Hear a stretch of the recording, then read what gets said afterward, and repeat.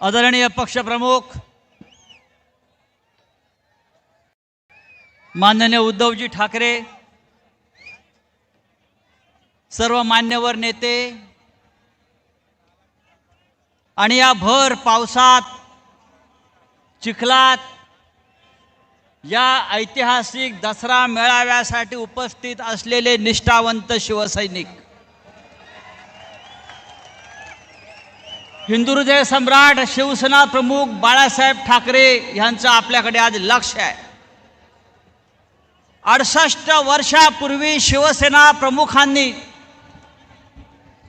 जी ठिणगी टाकली शिवसेनेची, त्याचा हा पेटलेला वणवा मुसळधार पावसात सुद्धा विझू शकत नाही, या संपूर्ण देश पाहतो आहे। आतापर्यंत नेत्यांची भाषणं व्हायची आणि मग पाऊस पडायचा। या इथे पाऊस वादळ असताना सुद्धा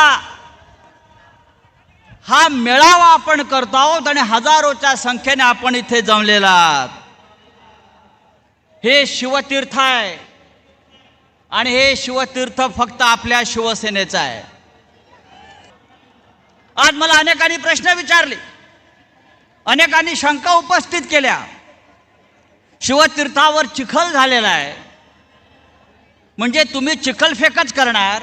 मी म्हटलं होय, गद्दारांवर चिखलफेकच करणार, त्यांची तीच लायकी आहे।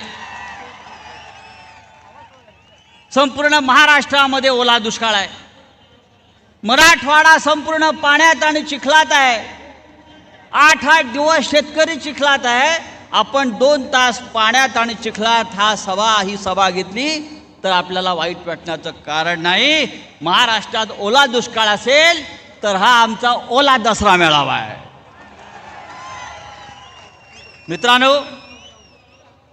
रावणाचा आज अंत करायचा आहे। नेहमी रावणाचं दहन होतं, आता या पावसामध्ये रावणाचं दहन कसं करायचं?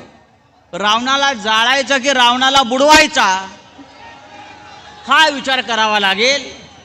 या मुंबईमध्ये पाऊस आहे, या मुंबईमध्ये रावणाला बुडवायचा आणि दिल्लीतल्या रावणाला जाळायचा।